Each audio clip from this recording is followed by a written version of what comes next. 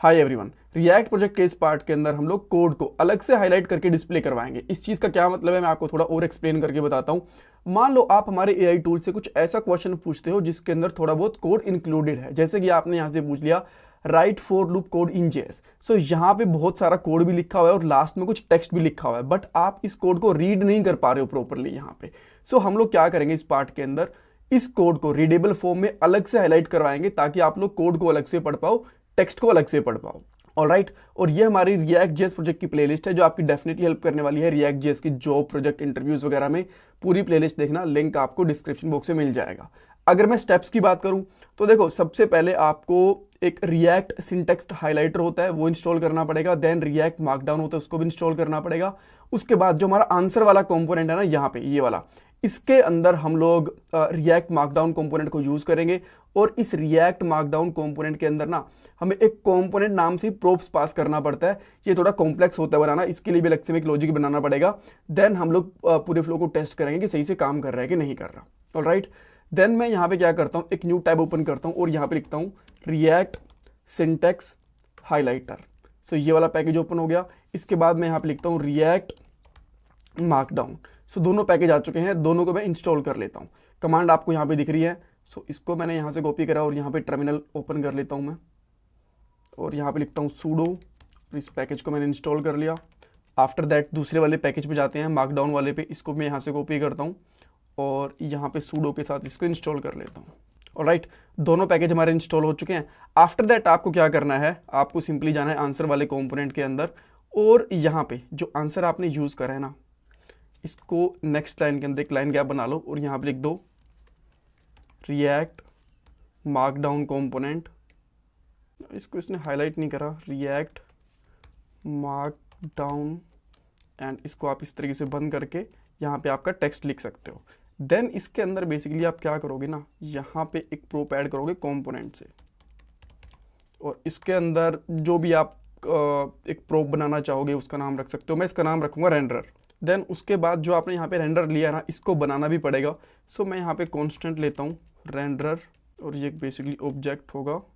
इस तरीके से ऑब्जेक्ट ले लेंगे, यहाँ पे एक कोड नाम का फंक्शन लेंगे और इसके अंदर हम लोग एक ऑब्जेक्ट पास करेंगे। राइट, सो इस ऑब्जेक्ट के अंदर से हमें कुछ पैरामीटर्स निकालने पड़ेंगे, जैसे कि node, inline, class name, then children, और लास्ट में अगर कोई प्रोप बचा होगा तो हम लोग इस तरीके से प्रोप्स के अंदर उसको ले लेंगे।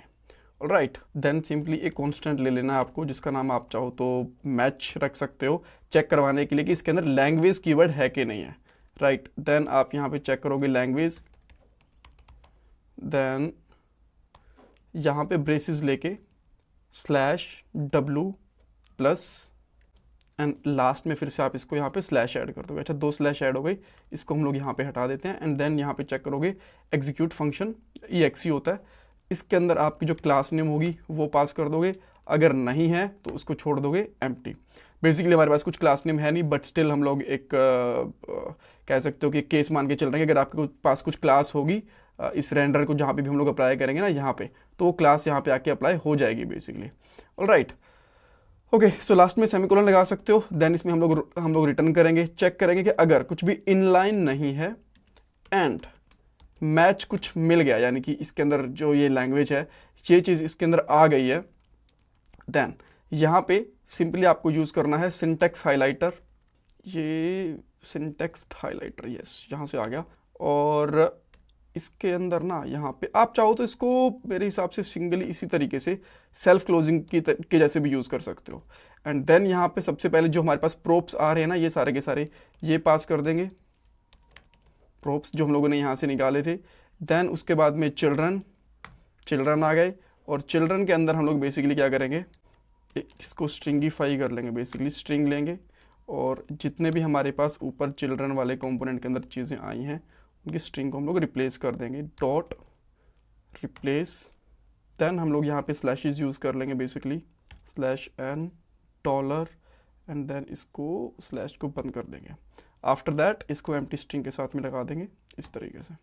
ऑलराइट, एंड नेक्स्ट उसके बाद में लैंग्वेज हमें चेक करनी है, लैंग्वेज आ रही है कि नहीं आ रही है। और लैंग्वेज के अंदर हम लोग यहाँ पे ले लेंगे मैच और जो फर्स्ट लैंग्वेज आ रही होगी वो हम लोग यहाँ पे यूज़ करेंगे इस तरीके से, राइट। देन स्टाइल, और जो स्टाइल होगा ना वो बेसिकली आप डार्क लाइट जो भी यूज़ करना चाहो यूज़ कर सकते हो। मैं बेसिकली यहाँ पे डार्क यूज़ करूँगा, बट डार्क ना यहाँ से इंपोर्ट नहीं हो रहा और इसका पाथ थोड़ा सा अजीब है, तो मैं यहाँ पे क्या करूँगा, डार्क, हाँ यहाँ से कॉपी कर लूँगा, राइट। इतना बड़ा पाथ कौन लिखेगा यार अलग से, ऑलराइट। ओके, ये हो गई। देन उसके बाद में एक पेज भी लेना पड़ेगा आपको कि टैग इससे पहले क्या लगाना चाहते हो, तो मैं यहाँ पे एक डिव ले लेता हूँ इस तरीके से। नाउ मेरे हिसाब से सब कुछ इसके अंदर रेडी है, कुछ बचा तो नहीं होगा। ये यहाँ पे बंद हो गया, देन ये ब्रेसेस बंद हो गए, राइट। तो इसकी इफ़ कंडीशन तो रह गई है। देन यहाँ पे आप सिंपली कोड टैग यूज़ कर सकते हो। सो कोड टैग, इसको ये बंद भी करना है। देन चिल्ड्रन इसके अंदर लगा दोगे यहाँ पे।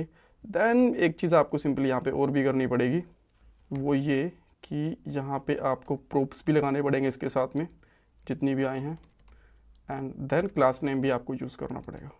क्लास नेम में सिंपली यहाँ पे क्लास नेम यूज़ कर लोगे, ऑलराइट। सो मेरे हिसाब से सब कुछ ठीक है, इसको हम लोगों ने यूज़ कर लिया। कुछ इशू रहेगा तो देखेंगे। देन यहाँ पे आते हैं। ओके, अब मैं यहाँ पे इससे बोलता हूँ right for loop code in JS।